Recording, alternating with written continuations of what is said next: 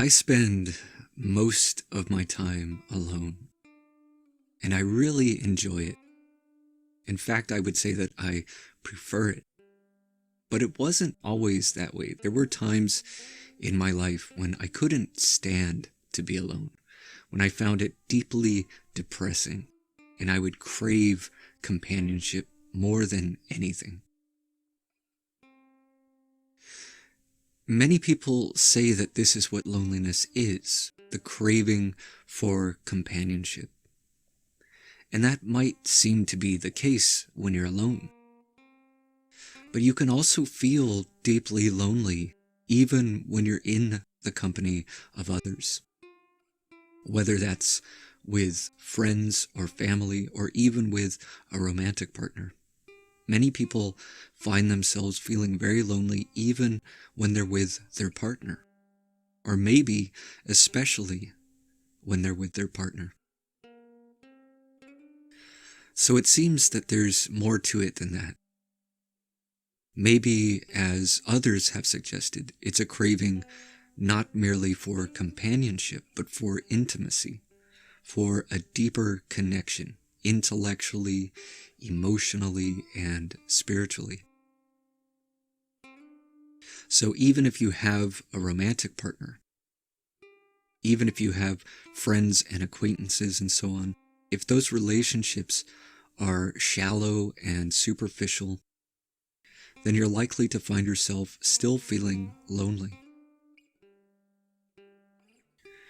Now, if you're in a relationship, and that could be any sort of relationship, not only romantic, but platonic as well, you could work toward cultivating intimacy, and that will take care of that craving. But the only problem with this is that if, for some reason, that relationship doesn't work out and you wind up alone, you'll probably feel lonely again. Or it may be that you're already alone.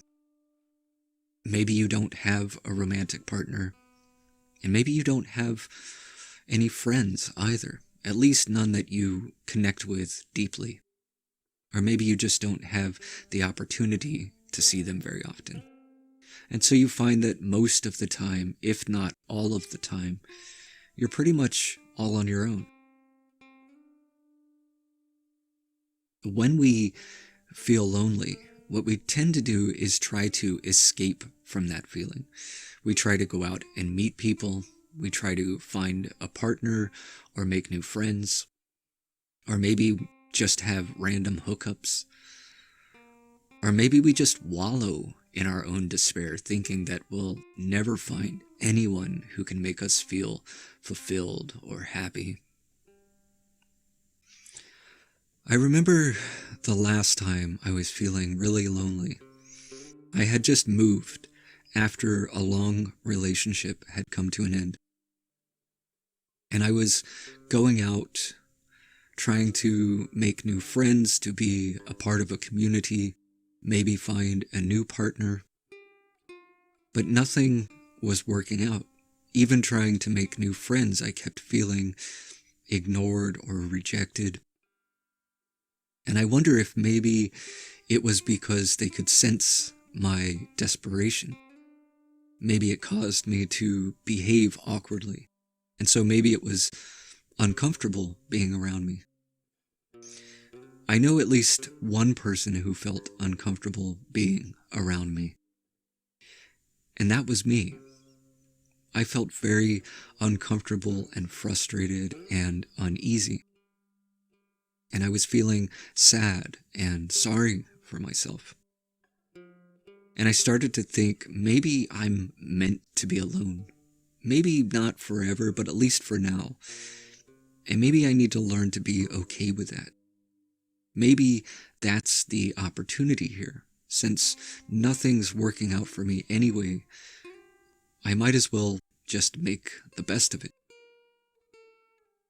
I was beginning to realize that the reason I felt so sad and so frustrated was because of my own resistance to the moment, to the current reality, resistance to being alone. And so I decided to try a different approach. Instead of resisting being alone, what if I embrace it? I mean, what choice did I have? It wasn't as if there was anything to lose. So I decided to just sit with that feeling of loneliness and to observe it, to examine it. What was that? Where was this feeling arising from? And what I began to realize was that it was indeed arising from a lack of intimacy, not in regard to others, but in regard to myself. What I was really in need of was a deeper connection with myself. You see, when we're alone, there are things that start to rise up to the surface: insecurities, feelings of shame or inadequacy or unworthiness, or perhaps some deep unhealed wounds. And it can all be very uncomfortable. When we're alone, when we don't have someone else to distract us or to validate us, these things seem all the more apparent. Could it be that our craving for companionship, to constantly be in the company of others, in some sense is an attempt to escape from ourselves, in order to distract ourselves from all of this so that we don't have to face it? Or could it be that what we're craving is not merely the company of others, but validation or a sense of security, or to feel loved and accepted? But what if you were to accept yourself? And that includes all of the flaws and imperfections, all of the mistakes and shortcomings, all the inadequacies and so on. What if you were to accept all of that totally and completely, without judgment, but with understanding and forgiveness and compassion? And what if we were to recognize all of the beauty within us as well, to take account of all of our virtuous qualities, our skills and talents, our intrinsic wisdom, our kindness, and so on? And what if by recognizing all of this, we could find validation and love and a sense of worthiness all from within? If we could find all of that within ourselves, we wouldn't feel the desperate need to acquire it from someone else. And we might not feel so lonely even when we are alone. I've found this to be true as I've cultivated that relationship with myself. I've found that being alone is not the same as feeling lonely. Being alone can be immensely satisfying. I came to realize that my need to be in a relationship or to be around other people frequently was really my need to feel loved and appreciated and accepted. Because once I began to love and appreciate myself and to accept myself just as I am, I didn't feel lonely anymore. The only side effect of all of this is that I'm so content to be alone that I don't reach out to friends as much as I probably should. I tend to withdraw from social life, and I lose sense of how long it's been since I've last seen someone. It never feels like much time has passed. I do appreciate and enjoy spending time with other people, but I'm also much more selective about it. I'm not interested in shallow relationships. And unfortunately, a lot of people are unable or unwilling to connect deeply. I think this is in part because we're not deeply connected with ourselves.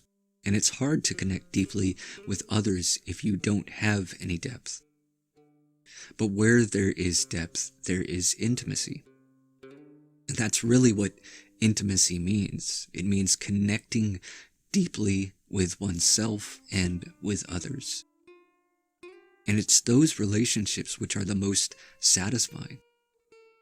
I find that it's not the quantity of friends a person has, but the quality of those relationships which makes all the difference. And all of that depends a great deal on the quality of the relationship one has with oneself. And I say all of this not to suggest that this shift happens overnight. But if you really want to overcome loneliness, then take all of this into consideration and really begin to embrace being alone.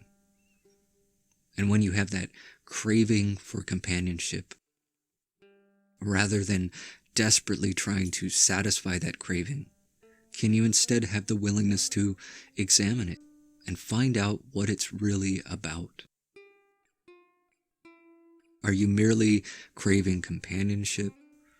Or are you really trying to avoid yourself? Trying to avoid having to face your own insecurities, your own inadequacies, your own woundedness?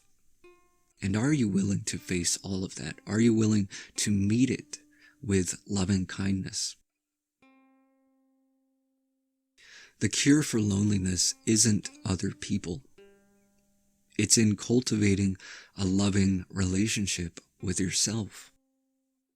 And once you establish that relationship to the degree that you accept and embrace yourself, to that same degree you're going to feel content and fulfilled, regardless of whether you're surrounded by others or completely on your own.